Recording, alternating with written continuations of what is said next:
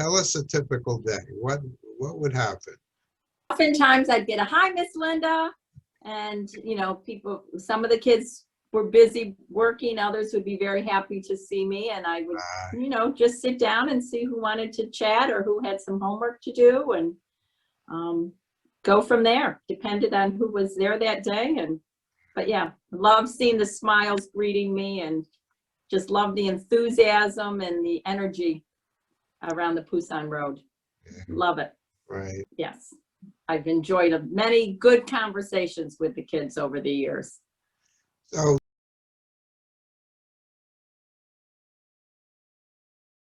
I remember one little girl, she was second grade, I think at the time, full of energy, an excellent reader.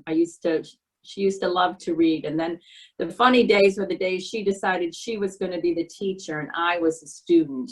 And she would lay out the rules of when I could raise my hand, I couldn't speak, and I was forever getting in trouble because I just would say, now, what do you think that means? And so she just loved to do that. And I loved to listen to her read. She was a great reader. And then there was another young man.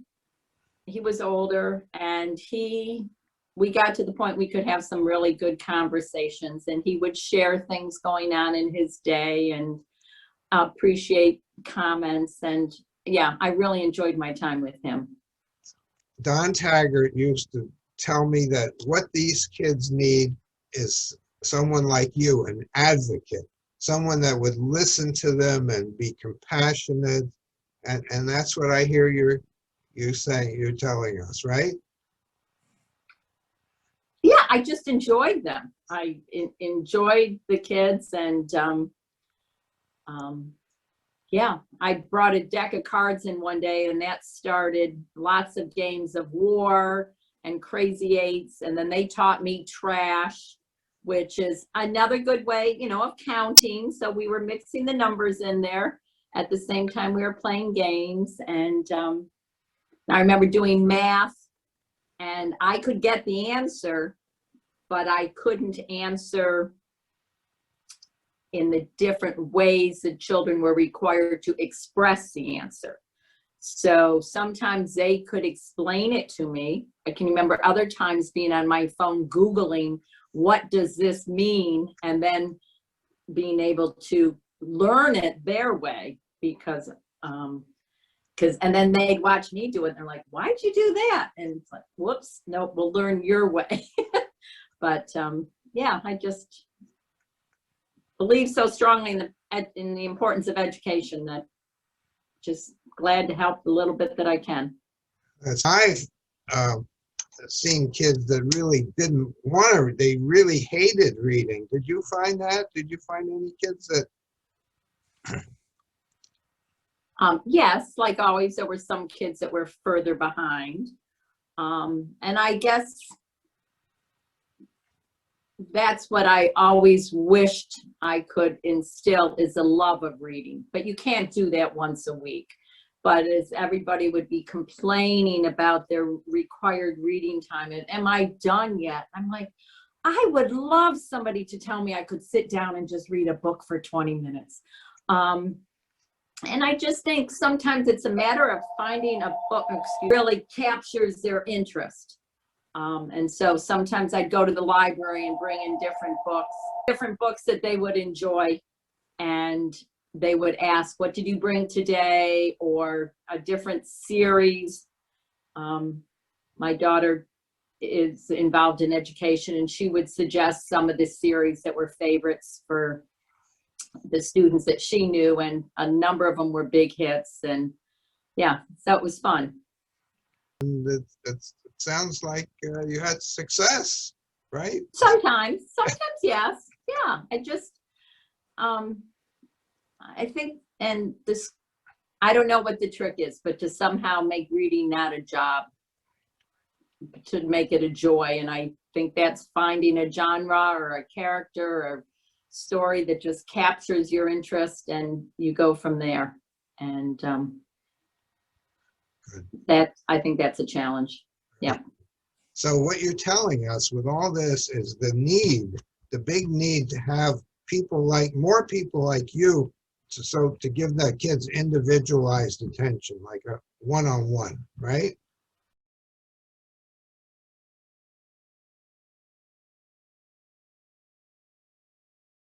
Or just any fun things besides the reading and the math.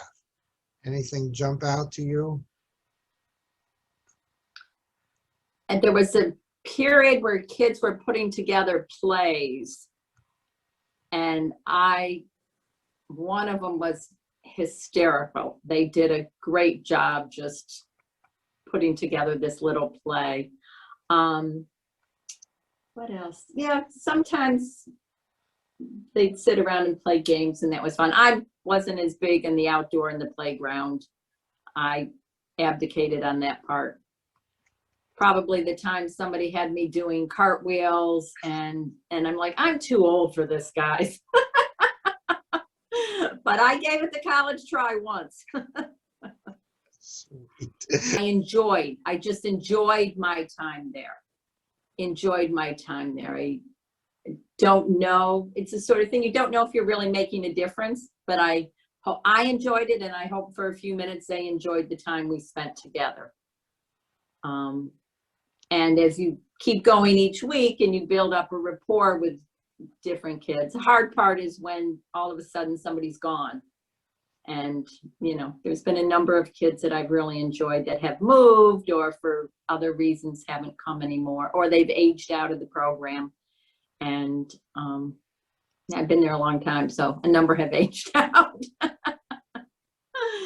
Okay. But it was wonderful. At one of the fundraisers I went to, 2 or 3 young women that had been there that were no longer at the program. It was wonderful. They were excited to catch up and tell me about their lives and what they were doing, and that was wonderful. I enjoyed that. Yeah, that was my birthday party. I remember it was your birthday party. Yes, it was. That's right. Yeah, that was great. It was. By the way, so it was my 80th birthday, and we raised over $80,000. That's right. I remember that. Yes. Big, huge. Did you have any feeling for that they were disadvantaged or underprivileged? Did that ever come up? Girl many years ago was very candid about the tough neighborhood she lived in. She and another young man were having we got in a conversation about it. I mean, Dolly did a science fair one time, and the kids loved that. Remember, they jumped onto that. Fair was a big hit, so that's. It was. Yeah. They really enjoyed that. They were very much into the projects and enjoyed that. And do you remember what kind of projects they did? Do you remember? It's a long time ago. There was the volcano, the baking soda and vinegar one. Point is that it was something they were interested in. They were excited. Oh, definitely. Yeah. Given the opportunity, they bit right into that and loved it.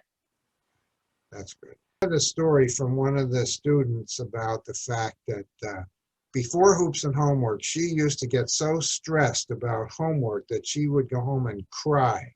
Really? Right. And since we've arrived, it's so much better. Did you have anything like that? Any kids with their homework really feeling? Yes, I can remember one girl would get very I can't do this, and put off by it. But if you sat down with her and sometimes she just wanted somebody to sit there. She was perfectly capable. She just wanted somebody to sit with her, and I had to be careful because, there's that line, she wanted you to offer the answer, and it's like, no, you know it. Just take a minute to think it through. So you had to be careful you weren't handing over the answers, which I certainly did not want to do, but I think she enjoyed and benefited from someone sitting there giving her full attention. But in each period of, I think some kids for a particular day, I made their day a little better. But and they certainly made my days better.